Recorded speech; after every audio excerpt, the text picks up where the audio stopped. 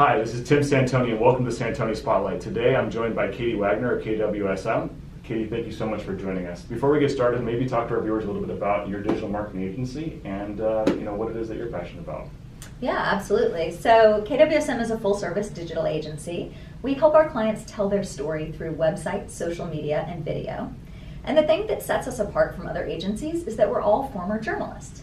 So as you know, Tim, I was a television anchor for 15 years before I opened the agency in 2010. And everybody who works for me is also a former journalist. And the reason that works is because we're professional storytellers. You know, we understand how to dig out a company's messages and what they should be telling their prospective audience and how to help them convey that. Gotcha. So, I think that social media marketing and digital marketing as a whole, I think there's a lot of myths and misinformation about that. Absolutely. So what are the top three things that you see people coming to you to handle or they're questioning, in today's kind of fast-moving digital world? Well, I think it's funny because nobody comes to us and says, hey, I need a blog and a Facebook page and a new landing page for my website, right? They come and say, I need help. And they don't really know what that looks like. And usually this day and age, it's I need sales or I need lead generation. But they're not sure how digital tools can help them accomplish that. And so most clients in this climate need some kind of advertising campaign. They need some landing page on their website that we can drive to because the website is really the hub of a digital campaign. And then they may or may not need social support or content support, blogging, white papers. But it's really custom. It really depends on what the business is and what kind of audience they're trying to reach. Makes sense. So that kind of, with all those changes, stuff changing every day on Facebook and Instagram and kind of organic versus paid reach and different things like that. What are the three biggest changes that you see impacting you and your clients and your business, in the last maybe 6-12 months? Well, so we're unique because we have the only industry where the tools we use are actively working against us, right? That's true. Google doesn't want us to rank high. Facebook Right. doesn't want us to get the reach, Right. And so it's really like having a new job every 3 months. You have to keep up with it. So I think the biggest things that are making an impact now are that Facebook changed their algorithm. It's a lot harder to get organic reach. A lot more companies need an ad strategy and they need really good content to keep that engagement up. Sure. I think 2018 is absolutely the year of video, right? It's great that we're doing this together because video is hot this year and people have really short attention spans. They don't read as much as they used to. They really like to watch videos and that's becoming a really popular way to market. Sure. And I would say the third one is really that strategy is becoming more important than ever. It used to be that people who wanted to do social could just put up some posts and it might do okay, and that really isn't going to fly anymore.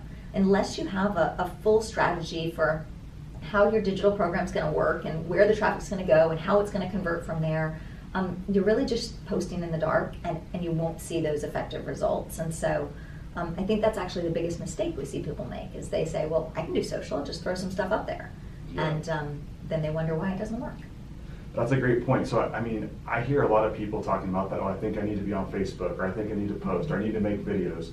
And those are all just kind of ideas and elements of a marketing overall strategy. So how is it that you, as an outside agency, are able to work with companies, business owners, and marketing people within agencies to kind of explain, create, and deploy that strategy that's way more important than, say, a blog post or a Facebook ad or any other campaign? Well, I think the first thing you have to do is really get to know the business, right? Understand what their goals are. And then from there, it's kind of a detective process. We always ask for access to their analytics before we get started. And we look at things like what traffic is going to the website, how long are they staying, what are they looking at? And then we look for ways to manipulate that behavior, essentially. And I think really the better we know the companies we work with, the better we're able to play them online, if you will, and really connect with their audience. And so it's just a process of becoming part of their team, understanding what they're trying to accomplish, and how we can help make that a reality for them. And we actually love companies that have marketing teams already in place because a lot of our best clients have a whole team of people, but maybe they don't have digital expertise. And we can come in and advise just on that piece of things and make the overall non-digital marketing strategy work better. Sure. So, in my view, I guess the content creation is key, right? Whether that's print, video, pictures, experiential things. So give maybe some viewers some tips on content creation strategies that either you deploy or you recommend or train some of your clients to kind of implement? Well, first of all, I think you need a content calendar, right? Posting on social media is like going into a room full of people and talking about your business. This is not the time to wing it, right? And I like to joke that it's also not the time to send the intern in and see how they go, right? She's young, she's on social media. Yeah. He's really good on Facebook. It's a millennial, they can do it. Right. Yeah. Sure. So you need a strategy. Right. And we like to make a content calendar that says Monday AM, Monday PM, Tuesday AM, Tuesday PM, right, throughout the week. And we know what types of posts we're going to put up in each of those slots. So Monday AM might be a client testimonial, and Tuesday PM may be a link to one of your service areas, something like that. Sure. You don't have to plan out the exact post, but you don't want to sit down and go, what should I write about? Because you're really crafting a story. You're really messaging about your business, and you need to understand what things you have to share. So that's number one. Number two, shorter is better on social media. You know, you don't want to make 10-minute videos and try to get them play on Facebook. No one's going to watch them. Likewise, we all know that when we're scrolling through social media on our cell phones and we see a status update that's a paragraph long, you skip it, right? Ain't nobody got time for that, right? We think that we're really busy and we don't have time to read it. So the actual best engagement comes from a post that's 90 characters long, which is about a sentence and a half. So I think shorter, learning how to be brief, concise, to the point is really important. And then, like you said, engaging content. You know, it's not salesy. And I think that's another mistake we see a lot of people make, is that they think social is about marketing, right? Oh, I'm promoting my business. I'm selling. I'm going to, you know, market here. And then they end up going for the hard sell, and it just annoys the crap out of people, and they stop paying attention. Right. And the worst thing that can actually happen to your social media is something you won't know has happened, and that's that people skip your posts. So your numbers look good. You're getting good reach. You're getting good fan numbers, but you never know if someone's reading your post or not. And I call that the absorption rate. And really, I don't care how many people scroll past your post in a news feed. If they're not reading it, they're never going to hire you. You're never going to be top of mind, and it won't work for you. Right. So you talked about strategy as being super, super important, and I think that I hear a lot of people talking about what's the ROI of social, what's the ROI of things. So they want to measure it, you know. Maybe if you're in e-commerce, you can tie a post to a sale and things like that. But from your view, like what is, and it probably varies, but what is ROI on social media for, you know, in your view? Well, it does. It depends on what the company does, what their goals are. But I think the first few things we look at are, first of all, on the social media channels themselves, number of fans is not the most important number. It's really about reach and engagement. You know, are people invested in the content? Do you have an active fan base? And then from there we look at how much traffic are we driving to the website. Because like I said, the website's the hub, and good social will always increase website traffic if you've done it properly. So how much traffic's going there, and then how long are they staying, and what are they looking at? And then can we get that traffic to convert? And so the first thing I can show any new client is that we've increased the number of eyeballs on their website. Then we can show them we've increased the number of contact form fills you have, or the number of calls to your company. And from there, they have to track whether those are qualified leads and can they convert. And then we sort of work backwards. You know, if we need more of a certain type of people, we create content that appeals to that type of person and try to drive more of that to the website. So I do think it's measurable. It's just not directly tied to a dollar amount. I can't say this post got you $6, right? Because it's impossible. And I think that's what's frustrating about it. People don't have the stomach for that. Right. It's a long tail, long-term investment over time. And yes. Depending on the type of business you're in, you could have one post that leads to a $10,000 a month client, sure. And that was definitely ROI positive, but you have to get there by building that engagement. But you had 20 posts before then that warmed them up, right? Or a year's worth of posts to get Absolutely. there, to get that person to share, you know, whatever to. Well, and I think that's important. Social is a long-term strategy, right? If somebody comes to us and says, hey, I want to try this for 30 days and see what happens, nothing's going to happen. Right. So don't do it, right? You're wasting your money at that point. You need to be in this for 6 months, 9 months, 12 months to really reap that ROI and to know whether it's working for your business. Right. So just out of curiosity, working with the clients, measuring all that stuff. So, you know, reach from social and inbound links to the site. Mm-hmm. So in my view, that's like an analytics. That's a technology analytics deployment exercise. Yeah. So when you get involved with the client, what percentage of people actually have the website, the analytics, all the technology, the Facebook pixel, the tracking code? What percentage of your clients actually can tangibly measure that before you get involved?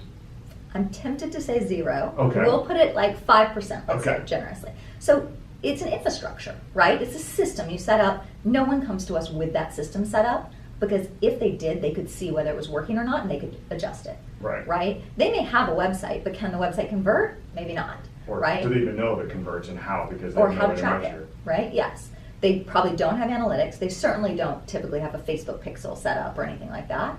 So we start every engagement with sort of an onboarding, and that is doing an audit and figuring out what needs to happen and how can we set up the system before we ever start posting. Because there is an infrastructure it's going to take to make it work. Wow, I thought maybe you'd say 50%. So Yeah, no, crazy I low. think it's very, That's very crazy low. low. Yes. So, I mean, KWSM is a growing digital agency. You guys have now offices out here in Southern California, Atlanta, and now doing works in Las Vegas. Maybe talk about some key trends in your industry and how you've kind of grown your successful business, thus far. Yeah, I think, well, this isn't a nice conversation, but I can be honest. I think one of the trends in my industry is that it's kind of a scummy industry.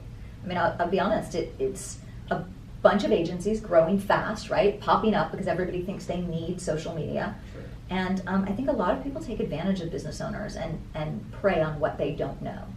And I think that's rough. Web design can be like that. Social media can certainly be like that. SEO can be like that. And I think the best thing business owners can do to combat that is to educate themselves, is to do some reading, look at blogs, read some articles or books, and sort of get a baseline so they know what questions to ask. So that's one thing I've seen a lot in the past few years. We've been around for about 8 years now. And in the past 2 or 3, there are agencies that pop up every day. And there are agencies that close every day, because that churn and burn model where you're just going to sell people and then try to fool them, it doesn't work, right, long term. Right. I think also a trend I'm noticing is that, people always say, oh, what if the economy dips? Well, our business does well when the economy dips because people think social is the magic bullet. They think if nothing else in my business is going right, I can just do some Facebook posts and it will save us. And that's not the truth, right? I think doing social because you think you have to is the absolute wrong way to do it. And I'm the first one to tell you that not everybody needs social media. Not every business has to have this to survive. And in some cases, it's not the right choice, And so I think there's a tendency to have it just because everyone else says you have to. And there needs to be a lot more thought put into, is this right for us? Because it's a significant investment of time, of money, of energy. Yeah, so that's a good point. I think that SEO, website optimization, all these words have become kind of like these dirty words of like, like these are scam artists or online tools that people are churning and burning, and kind of it's a new industry that everyone wants to be a part of. Yes. And you mentioned about educating or bringing your kind of clients up to speed. What is it that you guys do at your agency to kind of educate, train, and offer, insight so that they have a working understanding of social media and marketing in general? Yeah, so education is actually one of our core principles. We really believe in educating the audience because it's important that they understand. So we do group workshops 3 times a year called Social Media Boot Camp, where business owners who may or may not want to be clients but can come in and learn about social, understand how it works, and have that working knowledge. We also create a lot of content. We have a blog that we post on 8 times a week. We have tip of the day videos that go up on our YouTube every day, and we do a Facebook live show called Social Media Helpdesk once a week, Tuesdays at 12:30, where people can tune in and hear about the latest trends and the things that are working and not working. So in addition to the work we do for clients, we really take it seriously to put a lot of that education out there. I do a lot of speaking engagements. I'm constantly talking at conferences or industry gatherings, because I do think it's more important for people these days to understand what it is rather than just writing a check and hoping somebody will take care of it. So after you're at a speaking engagement, what's the number one question that people come up to you and ask? How can we get started? But that's not really Well, that's the first question, yeah, but then the second question so is... it's really, how do I know what to do? How do I know what channels to use? How do I know what content I should be producing? Like where do I start? Right. Because there's so many social media channels and so many avenues in digital marketing, and people don't know what to pick, right? And the answer to that is simple, but you don't think of it. And it's, where's your audience, right? And I think the best way to find out what channels your audience likes is to ask them, right? Send a survey monkey to your clients and say, we want to get more involved in social media. What channels do you participate in? Figure out where the people you want to talk to are and start with those channels. You do not need a presence on everything to do social well. You could have 1 or 2 channels and be very successful. Sure. That's a good point. Yeah, it's like if you're going to get someone to review your product, you want them to tell you what they like or dislike about it before you start making all these tweaks and changes to it. So what do they like? Where do they engage? Exactly. All right. Well, so now that we've gone over the business stuff, we're going to do a little personal stuff. So we're going to do a little lightning round, put 30 seconds on the clock, and go through a couple of basic questions. So first off, coffee or tea? Coffee, but only decaf. Only decaf. Yeah, Wow. I don't do caffeine. Nobody wants to see me on caffeine. Cats or dogs? Dogs, absolutely. Always? Yes. Dogs at work too, right? Yes, dogs at work always. Favorite app? That's so hard because of what I do for a living. Okay, so my favorite app, now that I've hit 40, is Facetune, where you make yourself look younger. But I'll go with Instagram. I like Instagram a lot. All right, and best book you've read in the last 12 months? Best book I've read is A Whole New Mind by Daniel Pink. It's a book I read every year, and it's the book that I founded my company on his ideas. And it's about how creatives, people that use their mind creatively, are not replaceable in today's society, where analytical people sometimes are with robots and AI and all this stuff. And I think being able to do that storytelling and have that creativity is important. Awesome. Well, thanks, Katie, so much for joining us. We appreciate you having on the show. And we'll link up all of Katie's contact information in the show notes below. Thank you.